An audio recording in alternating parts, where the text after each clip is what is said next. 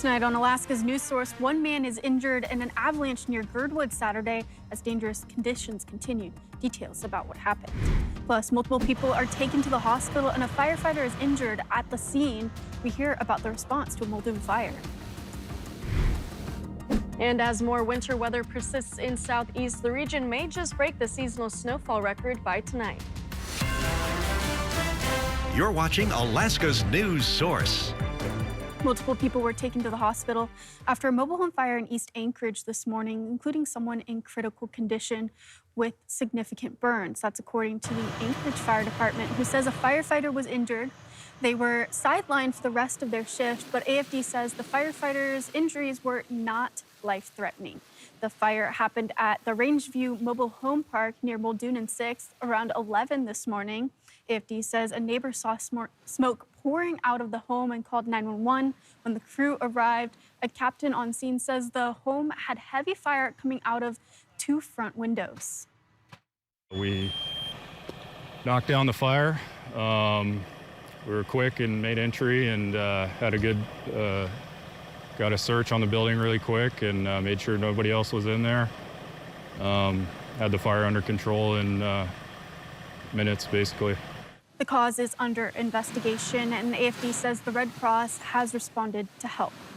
A skier was injured Saturday in the Girdwood Valley area during a human-triggered avalanche. Forest Service avalanche forecaster Daniel Kruger says 3 people were climbing up Max's Mountain when one of them triggered the avalanche. That avalanche was large enough to carry and bury one of the individuals. They were rescued and they had sustained serious injury and requested a helicopter to evacuate them for the field.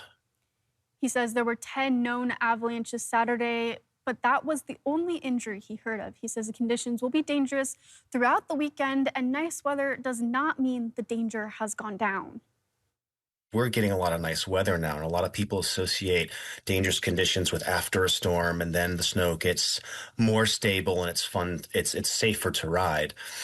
At the moment, with this buried weak layer, this problem may last for a while, and so if the conditions stay nice and sunny, we still have a dangerous snowpack. On our website, he explained some avalanche warning signs, and that avalanche danger can increase with sunny skies and warmer temperatures that weaken snow layers. And by the looks of it, Bailey, more of these conditions will continue. That's right, Michaela. Yeah, we are expecting more of this sunshine, especially now that the spring equinox has passed. We're collecting a lot of that sunlight and that daylight time, but we are also warming in temperatures this week. We're sitting much closer to normal than we have been the last month or so.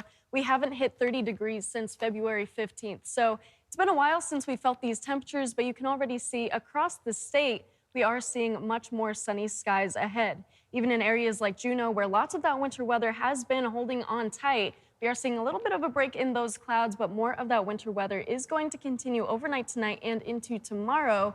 But checking out our almanac for today in Anchorage, temperatures are just within arm's length of that normal temperature for this time of year. So we're finally back to those spring-like temperatures and those spring-like conditions as more of that sunshine continues across the entire state, except for southeast, of course. We do have these low pressure systems. This is actually one low pressure system with 2 centers in it, which is very interesting, and that's one of the reasons why you've been able to see so much of that snow pushing through the entire region. So brace for more of that snowfall into the overnight hours tonight.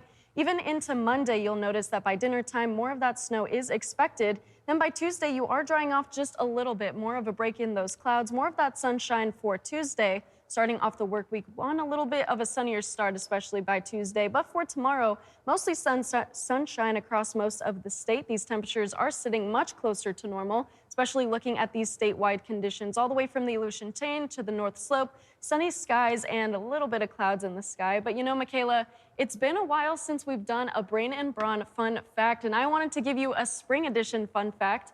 Did you know that frogs actually freeze themselves over the winter time? But then they thaw out in the spring and it's fine and nothing happened. Great fact, but you know what I really like is how these graphics keep changing with the season. I gotta stay on trend with the seasons, Michaela. Thanks, Bailey.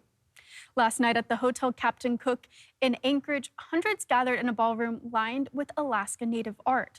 The 30th annual Alaska Native Art Auction brought in distinguished guests from around Anchorage for a night of bidding on pieces from Alaska Native artists. It's the main fundraiser for the Kawanak Broadcast Corporation, which owns various Alaska Native news outlets, including the KNBA station in Anchorage.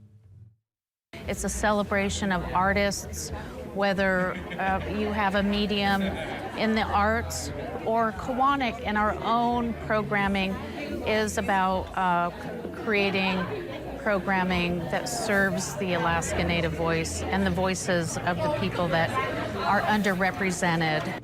This particular event had an additional purpose, the launch of Kawanak 2030 project aimed to help the company survive after last year's federal and state level cuts to public broadcasting and eventually operate without reliance on federal funding. Well, I feel really optimistic with our plan for 2030, and that is because of the people that are here this evening that are contributing to public media and the initiative to raise individual funds from individuals, but also to create a more self-sustaining plan to not be so dependent on one funder. The group says the focus includes increasing sources of revenue and deepening the connection with Indigenous language, arts, and culture. Thanks for listening.